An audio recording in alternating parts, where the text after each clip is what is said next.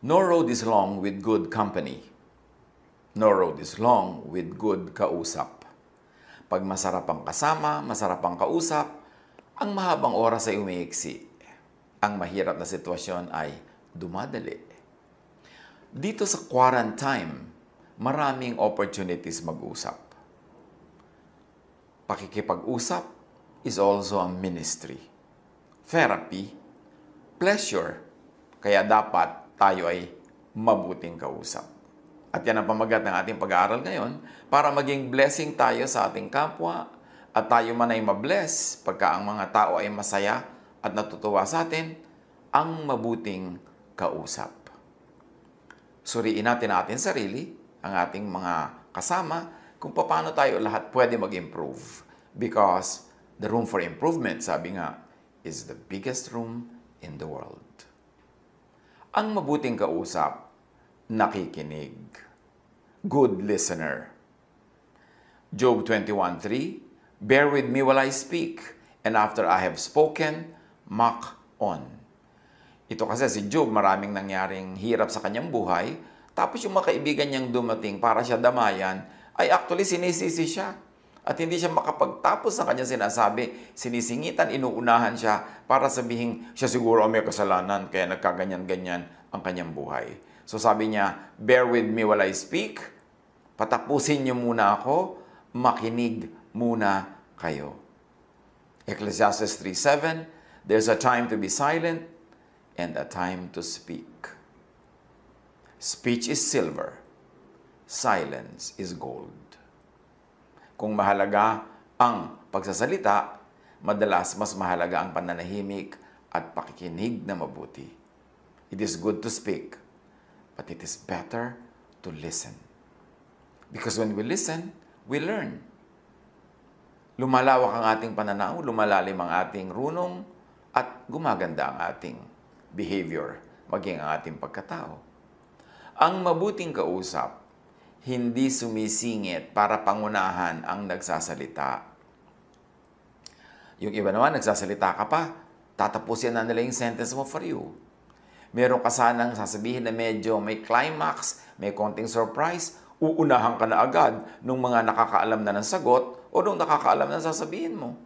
May mga sumisingit para lang patunayang alam na niya ang sasabihin pa lang ng nagsasalita. Wala namang natutuwa sa ganong sumisingit eh. Kasi naiinis pa nga sa'yo yung siningitan mo at kuminsan napepreskuhan pa sa'yo yung mga nakikinig. Philippians 2:4, let each of you look not only to his own interests, look not only to his own itch to speak, but also to the interests of others to speak. In-apply natin sa speaking yung verse. Huwag lang yung gusto mo ang sundin mo. Huwag lang yung katinang yung dila. Huwag lang yung inip mo na tuloy, you will finish the sentence that other people are trying to finish. Tuloy, ipipreempt natin ang gusto nilang sabihin, uunahan pa natin sila. No, no, no, no. Hindi yan quality ng masarap kausap. Ang mabuting kausap, hindi pasikat. Hindi yung lagi mo sinasapawan ng sinasabi ng kapwa, dinadaig, tinatalo. Bigyan mo na siya ng moment na siya yung maging star. Bigyan mo na siya ng kanyang 5 moments or 5 seconds of fame. Huwag agawin agad yung limelight sa kanya. Proverbs 14:3, a fool's mouth lashes out with pride. Ang hangal daw ay mayabang, mapagmataas, mapagmalaki, at sino naman ang matutuwa sa ganong tao? Kaya isang kahangalan nga yung ganyan eh. Pero kung talagang matalino ang isang tao, malalaman niyang hindi siya dapat ganon. Kasi walang matutuwa sa kanya. At saka, unkind to others. To steal the limelight from them kung sila yung may performance. Sila yung nagsasalita, aagawan natin sila ng audience, aagawan natin sila ng magagandang lines. Psalm 17:10, they close up their callous hearts, and their mouths speak with arrogance. Ganyan din yung mga ungodly. Matitigas ang puso, mabibilis, magsasalita ang kanilang mga matatalim na dila. Ang mabuting kausap, hindi judgmental. Hindi yung sa facial expression mo pa lang, dinidiscourage mo na yung tao magpatuloy magsalita. o kaya nagpapakita tayo ng pagkagulat o pagkagalit to discourage them from speaking.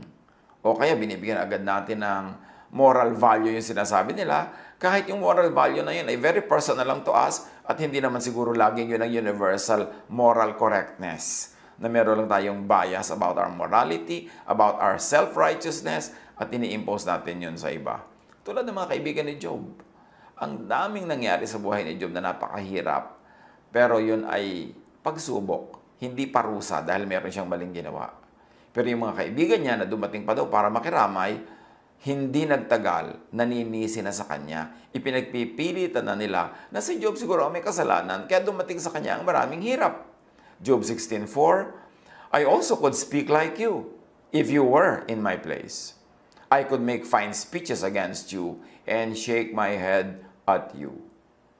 Sabi ni Job, oo, siguro nga kung nagkapalit tayo ng lugar, ako rin magsasalita ng mga pangit na sinasabi nyo sa akin. Masasabi ko rin yun sa inyo kung nagkapalit tayo ng lugar. Pwede rin magpailing-iling pa ako sa parang kumbaga ay pagkainis o hindi paniniwala sa sinasabi ko, gawin nyo yan. Pwede ko rin gawin sa inyo yan. Kasi talaga namang napakahirap ng pinagdaanan. Pero sana, huwag nyo nang dagdagan pa. Hayaan nyo na lang kung magsalita. Hayaan nyo kung makapaglabas ng aking dinidibdib, ng aking hinaing, ng aking sama ng loob, ng aking lungkot. Huwag nyo na akong daigin pa sa pagsasalita. Pwede ba ako na lang magsalita? Total, ako naman itong nahihirapan. Ako yung merong dapat ihinga. Matthew 7:1, do not judge, or you too will be judged. Pag may kausap tayo, huwag tayo agad bumubuo sa loob ng isip natin ng judgment tungkol sa kanya. Huwag tayong hindi pa siya tapos magsalita ay meron tayong nabuong hatol against that person who is speaking. Maging maluwag ang hininga ng kapwa sa pagsasalita, bigyan natin ng space. At bigyan natin siya ng, at the very least, benefit of the doubt. Huwag tayong agad-agad manghusga, agad-agad pigilin siya sa kanyang pagsasalita, agad-agad na daigin siya at tayo ang magsasalita. Ang mabuting kausap, hindi domineering. Hindi naguutos o nagpipilit ng point of view niya. Pag kami nagtatanong, bibigyan natin ng sagot, pero sagot lang natin yun, hindi niya kailangang sundin yung sinabi natin. Binigyan lang natin siya ng isang choice among many choices available sa kanya. James 3:17, but the wisdom that comes from heaven is first of all pure. Then, peace-loving, considerate, submissive, full of mercy and good fruit, impartial and sincere. Ganon daw ang tunay na karunungan na nagmumula sa Diyos. Dalisay, malinis, ang hinahanap ay katahimikan, hindi gulo, nagsasaalang-alang sa kapwa, hindi ipinagpipilitan ng sarili, mahabagin, maganda ang bunga, hindi biased, at ito ay matapat at malinis. Ang mabuting counselor, yung mga tagapayo, hindi naguutos. Hindi nagmamanman kung nasusunod siya. Hindi nagagalit pag hindi sinunod at hindi nagpaparusa pag hindi sinunod. Sa counseling, inaayos lang natin ang magulo. Nagpapaliwanag tayo ng madilim. Nag-aayos ng magulo sa isip. Nag-aalok ng mga choices. But a good counselor lets the counselee decide. Hindi tayo magpapayo tapos ipopulis natin, babantayan yung tao kung sinunod ang payo natin. Tapos magagalit tayo pag hindi tayo sinusunod. Pagkatapos humihingi uli ng payo, sasabihin natin, huwag ka nang magpapayo sa akin, di ka naman sumusunod sa akin. Look, nagpapayo tayo para yung magulong buhok masuklay para mas maintindihan niya. Yung madilim, matapunan ng mas maraming liwanag para mas makita niya ang relationship of things. Pero hindi tayo diktador na magsasabi doon sa humihingi ng payo kung anong dapat niyang gawin. Pwede tayong mag-offer ng, eto ang mga sa tingin ko ay posible mga gawin mo, 1, 2, 3, 4, 5. But let the counselee choose kung anong gusto niyang gawin. At huwag magalit yung counselor pag hindi natupad yung ipinapagawa niya. Ganun ang makadiyos na pagpapayo. Ganun ang makadiyos na pakikinig. At ganun ang makadiyos na pagbibigay ng ating kuro-kuro. Hindi natin ginajudge yung tao pag hindi tayo sinunod. Ang mabuting kausap, hindi madaldal.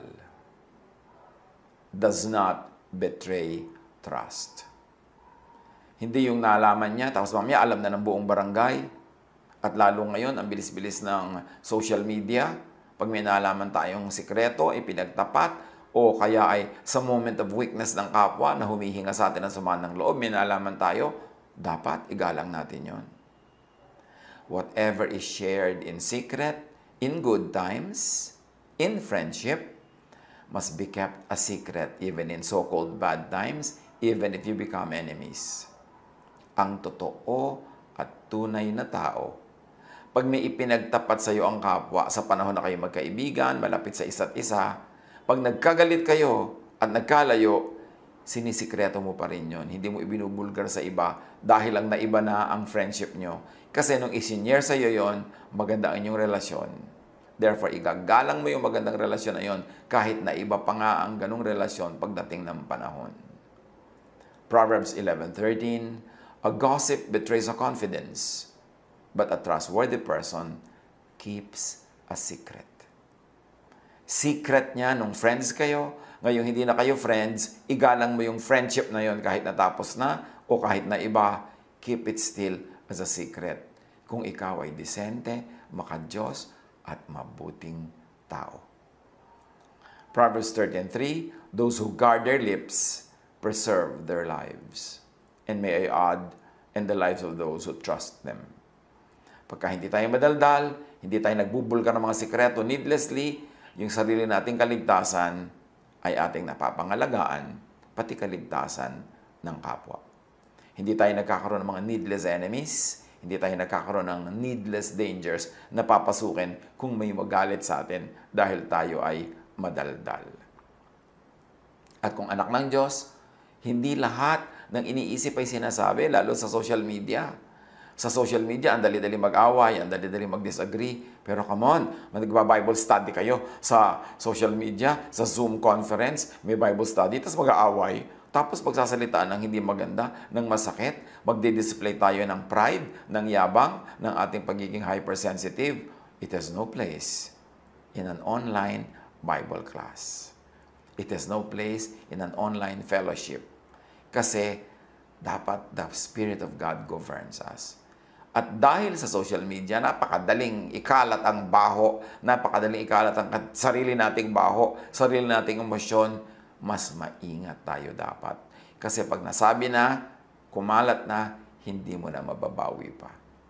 Mag-sorry ka man, pero hindi yan buong-buong nababawi. May natitira pa rin yan, nalulutang-lutang sa hangin. Kaya ang sabi ng Ephesians 4:29, do not let any unwholesome talk come out of your mouths, but only that which is helpful for building others up, according to their needs, that it may benefit those who listen. So, ang magandang kausap, ang mabuting kausap, binabantayan ng kanyang bibig, ang sinasabi lang niya ay yung makakatulong, hindi yung makakasira sa kapwa. Ang sinasabi niya ay yung sensitive sa need ng iba, hindi sa sariling need niya lang, at ang kanyang iniisip, lahat ng kausap, pinag-uusapan, at makikinig ay makikinabang. Nakapakinabangan sa kanila pag bumuka ang ating bibig. Proverbs 20:19, a gossip betrays a confidence, so avoid anyone who talks too much. Pagka merong tao na masyadong madaldal, walang pag-aalinlangan, at walang preno sa paninira ng kapwa, directly or indirectly, sa pagsasalita ng bagay na makakasira sa kapwa, iwasan daw ang ganong mga tao. Kasi yung ginagawa nila sa iba, gagawin nila sa iyo. Pag mabuti ang kausap, napapabuti ang kapwa. Mayroon namang kausap na mapapahamak ang kapwa, imbes mapabuti. Sabi sa Romans 3:13, their throats are open graves. Their tongues practice deceit. The poison of vipers is on their lips.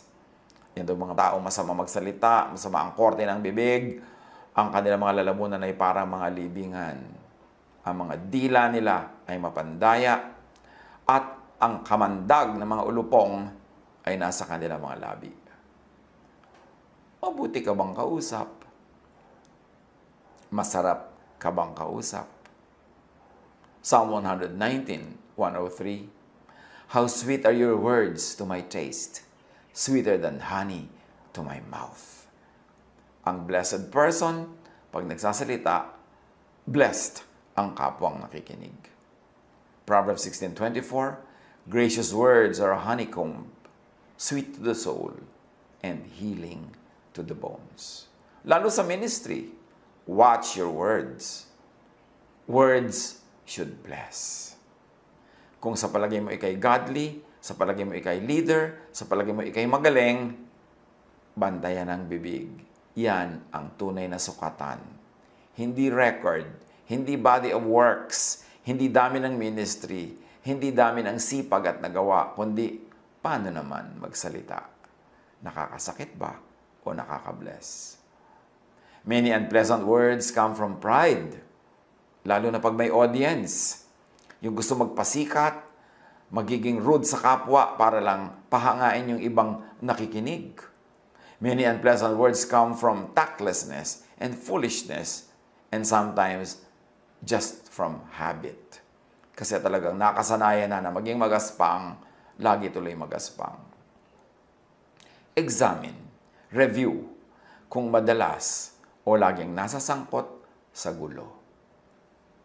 Sa pamilya, sa magkakaibigan, sa workplace, kahit sa church, merong mga taong pag may nagkagulo, kasali sila. Pag may nag-away, kasali sila. Pag may nagkaroon ng misunderstanding, kasangkot sila. Pag nagkaroon ng mga confusion, nandun at kasali sila.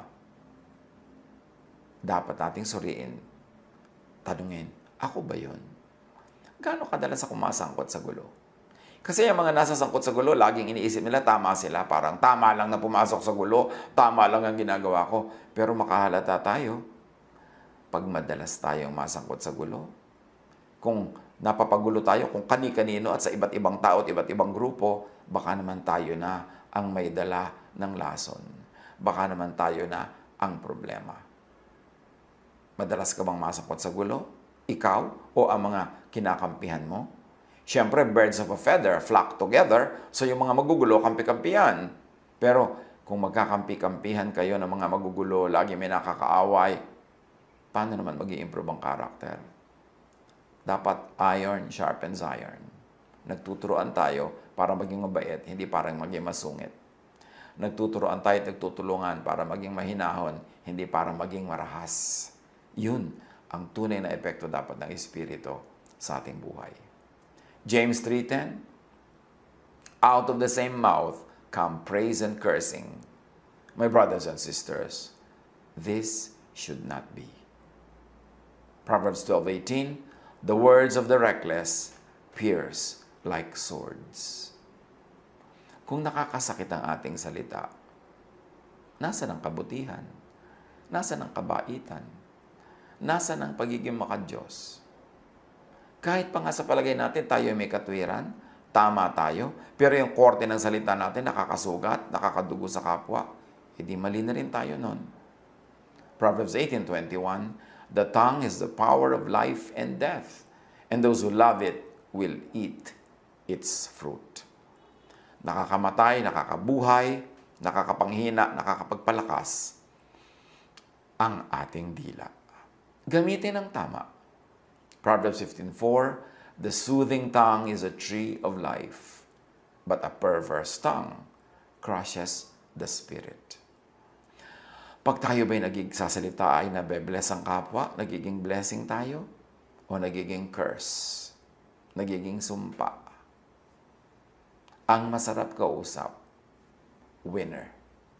Namamahal ka, gusto ka pang kausapin uli, hindi ka tinatalikuran, at hindi ka iiwasan sa mga darating na panahon. Pero ang masakit kausap, loser. Nawawala ang pag-ibig sa'yo ng tao, nawawala ang kanilang friendship, nagkakaroon ka ng kaaway. Do not win an argument, but lose a friend. But lose dignity, or lose God's approval.